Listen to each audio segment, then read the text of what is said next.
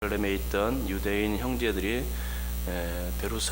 베드로의 말에 대하여 감동을 받고서 고백했던 날이 있습니다. 그것은 그러면 하나님께서 이방인에게도 생명 얻는 회개를 주셨도다 라는 말이었습니다.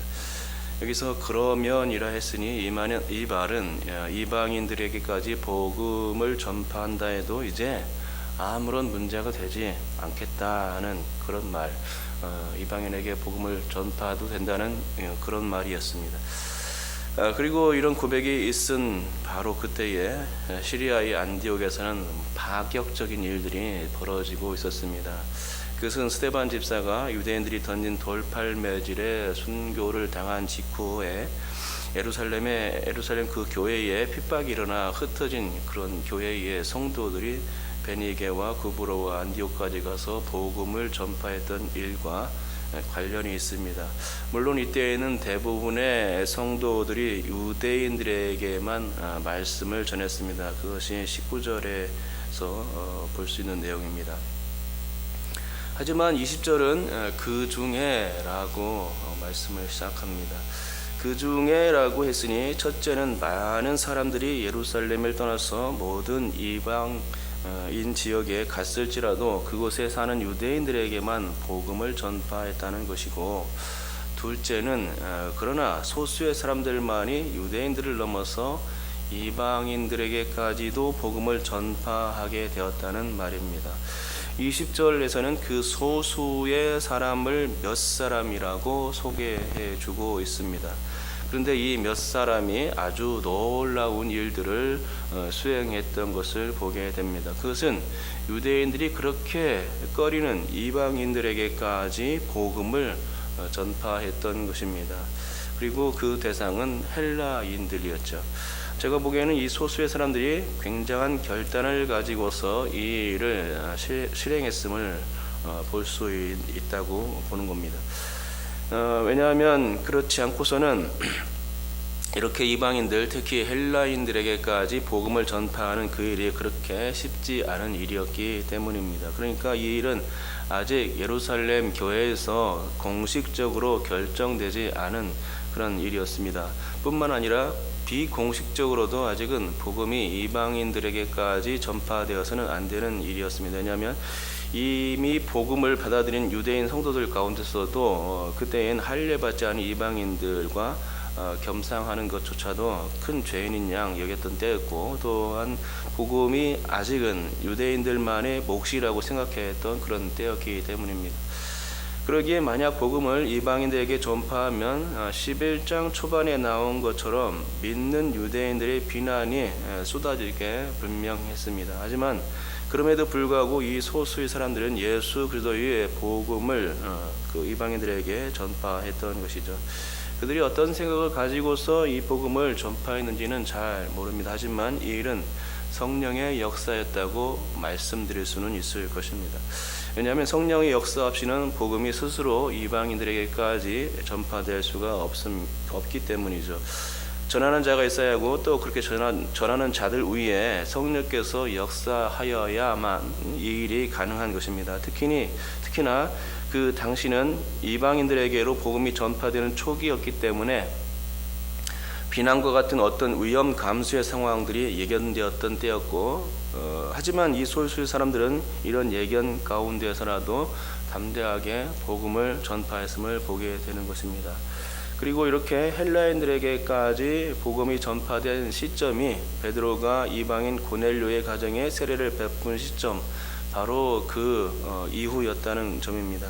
그러니까 헬라인들에게 이렇듯 복음이 전파되는 것은 아주 시간 문제였다고 말씀드릴 수가 있는데, 그 이유는 하나님 편에서 이 일이 언제든지 준비되어 있었다는 것이고, 또한 성령께서 베드로를 통해서 공식적으로 이방인들 가운데서도 복음이 전파되도록 물꼬를 트는 때만을 기다렸었다고 말씀드릴 수가 있는 것입니다. 그리고 그렇게 고넬료의 가정에서 성령이 임하고 세례가 베풀어지는 그 복음의 마중물 사건이 있게 되자, 그 후에야 헬라인들이 예수님의 복음을 받아들이는 사건이 있게 되었던 것입니다. 하지만 이방인 복음은 여기서 끝난 게 아니었습니다. 11장 후반부에 보면 알겠지만 드디어 바울과 바나바의 이방인 선교로까지 이어지는 본격적인 이방인 추수의 그런 상태가 대기 중이었던 것입니다. 그렇습니다. 하나님께서는 당신의 구원 사역을 위해서 이때만을 기다리셨습니다. 그리고 이것을 예수님의 상황으로 연결지어 본다 하면 종려주일 때 예수님께서 헬라인 몇을 만났던 사건까지 소급될 수가 있습니다. 예수님께서는 종려주일 때 예루살렘에 입성하여 성전을 둘러보시고 이후에 베다니에 돌아가서 쉬셨는데 그때 헬라인 몇이 명절을 맞아서 예루살렘에 왔다가 예수님을 찾게 된 일이 있습니다. 이때 예수님께서 그들을 만나셨는지는 성경에 나오지는 않지만 정확한 것은 그때 분명히 예수님께서 이런 말씀을 주셨다는 것입니다. 인자가 영광을 얻을 때가 왔도다라고 말씀을 하셨던 것이죠. 헬라인들이 예수님을 찾은 것하고 예수께서 영광을 받으시는 것하고 과연 무슨 상관이 있을까요? 전혀 상관이 없어 보입니다.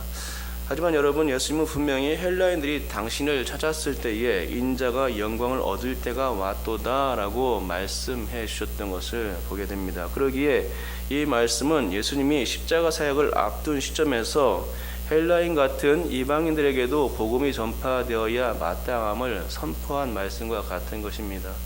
이방인들이 당신을 통해서 구원받으실 것을 아셨기에 주님은 그 일을 내다보시면서 인자가 영광을 얻을 때라고 말씀하셨던 것입니다. 그런데 그 일이 오늘 본문에서 이루어지고 있는 것입니다. 이방인 열매의 첫 열매가 고넬료로부터 시작되는데 또한 소수의 사람들에 의해서 수많은 헬라인들이 예수의 복음을 믿고 구원에 동참하게 된 것을 봅니다. 그러니까 이 일은 주님의 말씀처럼 당신께서 영광을 받으실 일이었습니다. 결코 유대인들로부터 비난받을 일이 아니었던 것입니다.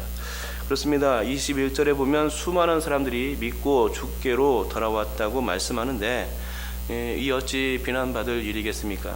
이 일은 비난받을 일이 결코 아니죠. 이 일은 주님께서 영광 받으실 일이었습니다.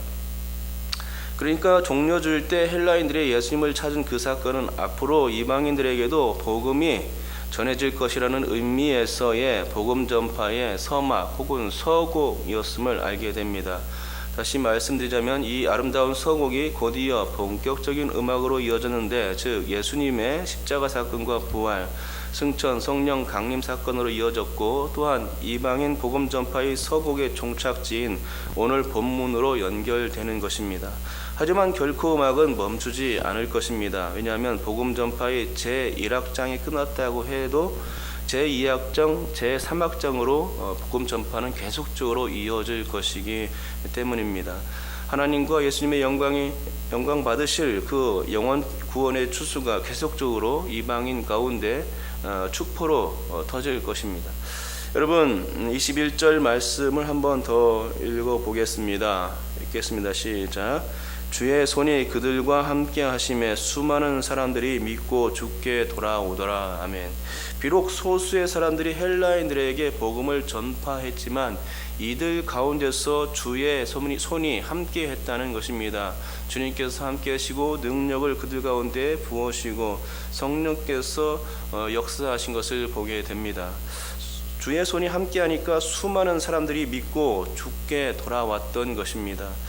맞습니다. 복음 전파에는 비록 많은 사람들이 아닐지라도 주의 손이 함께한다면 이 일을 통해서도 복음이 승리하고 또한 많은 열매로 결실이 맺혀질 수 있다는 말입니다.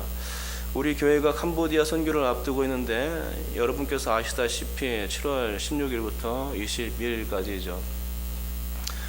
교회가 3년째 이 선교의 일을 맡고 있습니다. 하지만 갈수록 지원율이 떨어지고 있고 관심이 그만큼 약해지는 것 같습니다. 그래서 근본 선교는 처음에 가장 적은 인원이 지원했었습니다. 그러나 추가적으로 한 명씩 이제 지원해서 19명까지 되었습니다. 근데 초중고 학생들이 다수 포함된 상태이죠. 그래서 그 어느 때보다도 열악한 상태이고 또 인원 구성으로 볼 때 최고로 빈약한 상태라고 할 수 있습니다. 하지만 우리 선교팀 가운데 주의 손이 함께 하실 줄 믿습니다. 약한 것과 주님의 복음을 전하고 성령께서 역사하시고 열매 맺는 것과는 전혀 상관이 없습니다. 이번 선교가 그 어느 때보다도 저는 풍성한 결실과 열매로 이어지리라고 믿는 바입니다. 왜냐하면 주님의 손이, 하나님의 손이 함께 하시면 사람들의 생각과는 다르게 성령의 역사가 일어날 수 있기 때문입니다. 그렇게 될 줄 확신합니다.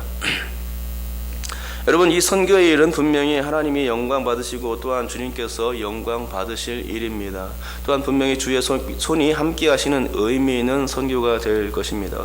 왜냐하면 오늘 본문이 그것을 보여주고 있기 때문이죠. 많은 사람들은 유대인들에게만 복음을 전파했습니다. 하지만 소수의 사람들만이 헬라인들에게 복음을 전했는데 그렇게 전했어도 결과는 좋았던 것입니다. 그렇습니다. 오늘 본문에서는 유대인들에게 많은 사람들이 복음을 전파했던 것을 상정합니다. 하지만 그렇게 복음을 전파했음에도 불구하고 많은 사람들이 전파했는데 그 결과는 성경에 기록되어 있지 않습니다. 하지만 어떻습니까? 소수의 사람들이 헬라인들에게 복음을 전파했는데 그 결과는 오늘 성경 말씀에 기록하고 있는 것이죠.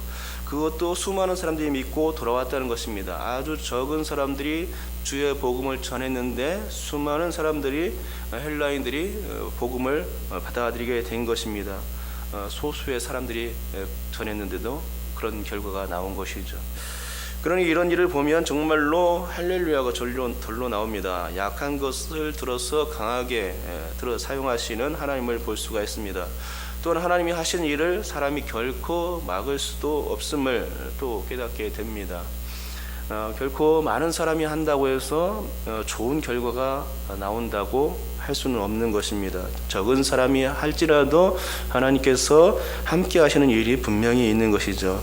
고넬료의 가정에 복음의 물꼬를 튼 것도 마찬가지였고 헬라인들에게 소수의 사람이 복음을 전한 그런 결과도 마찬가지였습니다. 하나님께서 하시는 이 구원 사역이 사람의 생각을 벗어나서 굉장한 속도로 탄력을 받게 된 것을 보게 됩니다. 베드로에 의한 고넬료 가정의 복음 전파, 곧 이방인 선교의 마중물이 드디어 급물살을 타서 수많은 헬라인들에게까지 이제 복음의 수혜를 잊게 되었고, 이제 앞으로는 바울 선교를 통해서 1차, 2차, 3차 선교로 계속 이어짐으로 말미암아서 더더욱 수많은 사람들이 복음의 수혜를 잊게 될 것입니다. 이제 설교의 결론을 맺겠습니다. 여러분, 복음은 사람의 뜻으로 나지 않습니다. 그래서 사람들이 생각의 영향을 받지 않습니다. 복음은 하나님의 뜻 가운데서 나서 주의 손에 함께 하심과 성령님의 역사로 이루어진다는 것입니다. 그러기에 우리는 복음을 전파함에 있어서 사람들을 전혀 의식할 필요가 없습니다. 왜냐하면 사람들을 의식함이 하나님의 뜻을 바꿀 수가 없기 때문이거니와, 또한 복음 전파는 우리 하나님과 우리 주님께서 영광 받으실 일이기 때문이고, 또한 많은 사람들이 전파하지 않을지라도 소수의 사람들이 전파한다 할지라도 하나님께서는 그 일을 통해서 영광 받으시고 열매를 맺어주시고 더 많은 열매를 맺어주실 것이기 때문입니다. 그렇기 때문에 사람들을 의식할 필요가 없죠. 그렇기 때문에 나 혼자가 주님의 복음을 전파해서 무슨 결과가 있겠어 라는 생각을, 이 어리석은 생각을 하지 않아도 됩니다. 나 하나가 복음을 전파할 때에 하나님께서는 주의 손이 함께 하시는 것을 우리 통해서 경험케 하시고, 또 그것을 통해서 많은 열매로 이어질 수 있도록 우리 가운데 함께 하실 것이기 때문입니다. 여러분, 이번 캄보디아 선교가 제일 열악한 상태이지만 하나님께서 역사하셔서 귀한 복음 전파의 열매가 많이 맺힐 수 있도록 여러분께서 기도해 주시기 바랍니다. 또한 여러분 자신 한 사람 한 사람도 나 하는 사람이 무엇을 하겠어 이런 생각을 가지는 것이 아니라 나를 통해서도 하나님께서 영광 받으시고 내가 복음 전파를 함으로 말미암아서 수많은 열매를 맺힐 수 있구나 하는 것들을 생각하시고 복음 전파를 할 수 있는 옆 사람들에게 그 이웃과 친구들에게 그리고 가족들에게 복음을 전파할 수 있는 여러분 될 수 있기를 주님의 이름으로 축복합니다. 기도하겠습니다.